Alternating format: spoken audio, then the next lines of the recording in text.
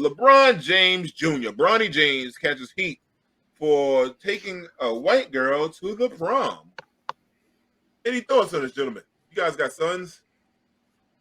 Hey man, you gotta understand that Bronny. Listen, you date who is in your class. You know, right? He's got he's going to I'm sure an exceptional high school, private, and everyone's very high income, and they are probably of a certain persuasion, and you date what's around you. You know what I mean? So there's probably plenty of young white girls there, and very few young sisters there. So you know that's what it is, man. It's what you got. Yo, you should be ashamed of yourself, Derek. You're trying to avoid. No, you're trying to avoid a scroll. You think you're so slick. You got to realize you ain't the only light skinned guy on the show. I read right through that.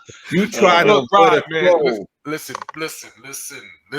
I'm going to report that to the commission. You're not supposed to be letting out. I knew they'd eventually clash. I knew it. I knew it. No, but all jokes aside, I do agree with Derek. If that's the kind of schools he go to, you're going to have to expect that. You know, I can understand if he was going to an all-black school and then all of a sudden he was dating a white woman, then that you would say, hey, that's kind of different. Maybe he aimed that way. But, you know, his father's LeBron James. I'm pretty sure he's going to a very fancy, expensive, exceptional school, and that's what's going to be there. So you're going to gravitate to who you're around.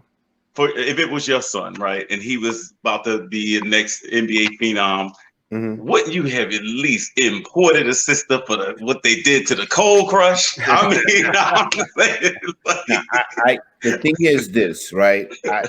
I've had conversations with my sons, and you know, I kind of once you instill something into them as a parent, you have to let them kind of make their own decisions. After that, I don't feel I should force her to basically choose who he's going to date. You know what I mean?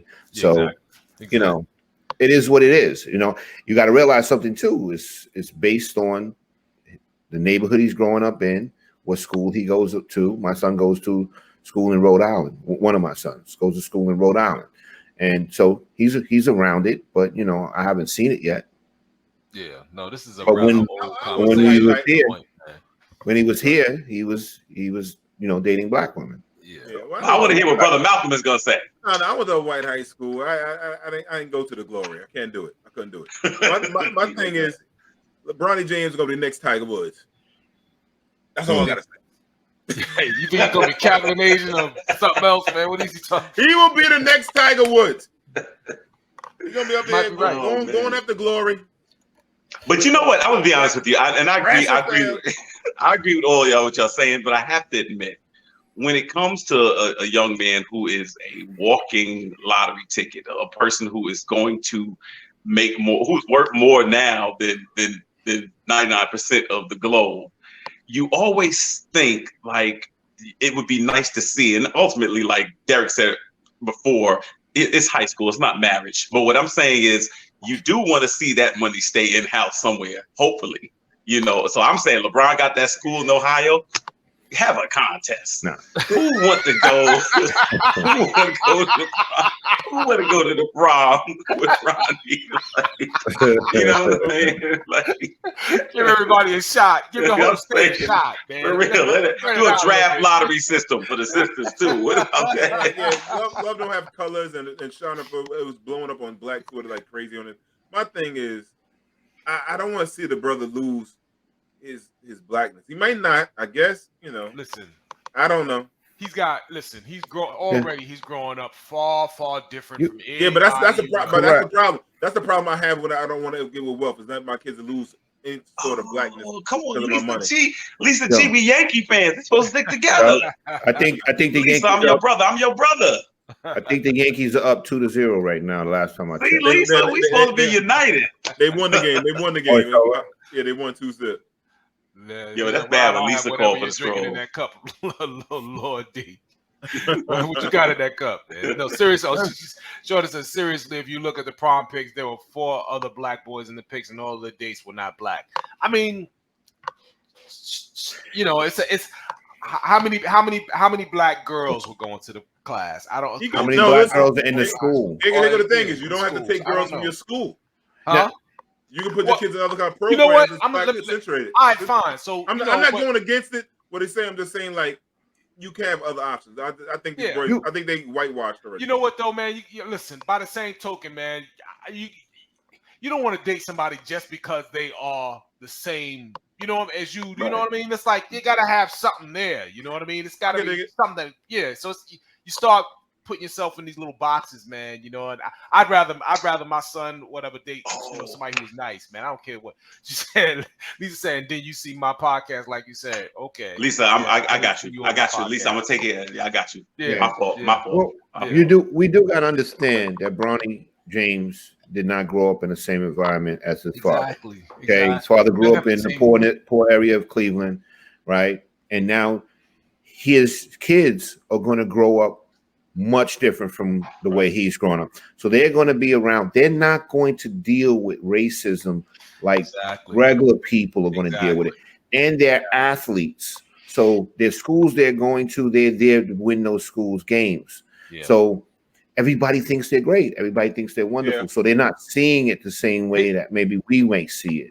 Bronny's last name, he's already famous. Correct. He's already famous. Everybody knows who his father is. Yeah, they know who he is. They know what he's, his last name, everything. His name he's already on a different category. He's got probably more common with the girl that he went to the prom with than whoever else that you know. Than if he met a black girl in the hood. You know what I'm saying? Right. Well, I'll say this one thing, and Derek alluded to this before, which is true.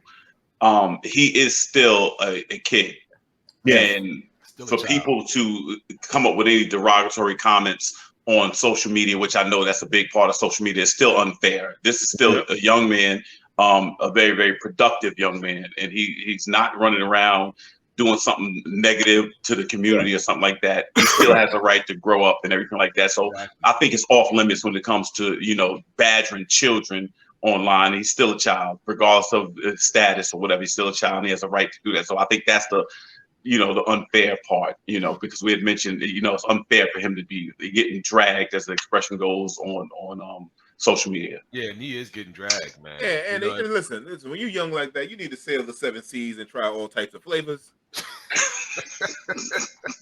I'm just saying, when he's older, when he's of age, try all types of flavors.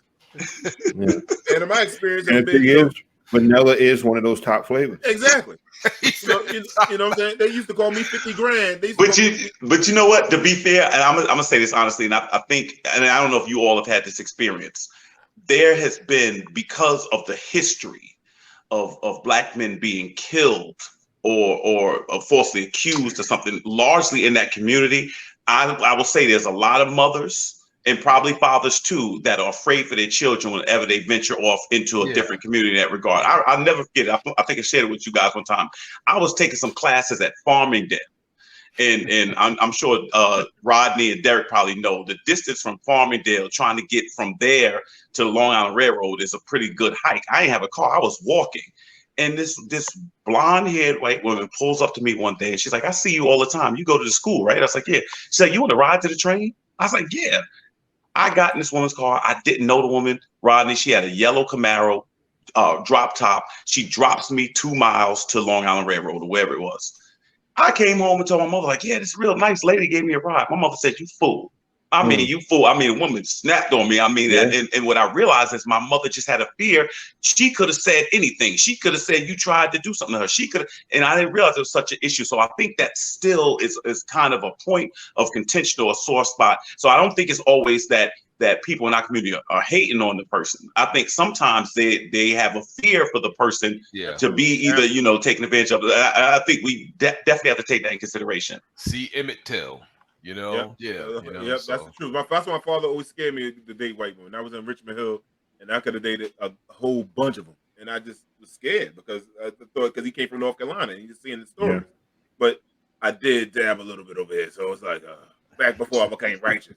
long time ago. Before you had your Juneteenth ice cream. Right. They used to call me 50 grand because I G'd off in all 50 states. So Long time ago when I was in these streets, and I love that pink meat. D, I'm telling you, the skinny D is getting close. I see him warming up. He warming up. I'm like, what's that guy with Eddie Murphy, the fat one? When the skinny guy comes out, he gets crazy. Buddy Love. Buddy Love. Buddy Love. I'm reverse Buddy Love. Well, let me tell you something. I had an experience one time when my niece was about to go to college. You go to some of these seminars and financial aid people come in. And so there was this one white woman who calls me back and was like, "Oh, you forgot to sign one of the pieces of paper, right?" And so she says, "You forgot to sign the paper. Would you come out and sign it, and maybe we can go to lunch?" Yeah. And so she's like, "Is there Outback Steakhouse or something we could go to?" I was like, "Yeah." Then I thought about it, I was like, "It's the one in Lindenhurst." It dawns on me now. I'm walking into Outback Steakhouse with a white woman in Lindenhurst. I walked in telling everybody like, "Yeah, we colleagues. We this, that, and third." And she's like, "Why are you so uncomfortable?" And I realized I was uncomfortable because I know Lindenhurst. That's the first thing. You know what I'm saying? Like, I know Long Island. I know what it is. And to her, she doesn't have to worry about anything necessarily. That's right. You know what I'm saying? To her, they just look at her like she a disgrace, like she a Kardashian. But me, it could be we'll meet you in the parking lot, and that's just what it is. You know? It's a frustration being let out, man. Yeah. You know?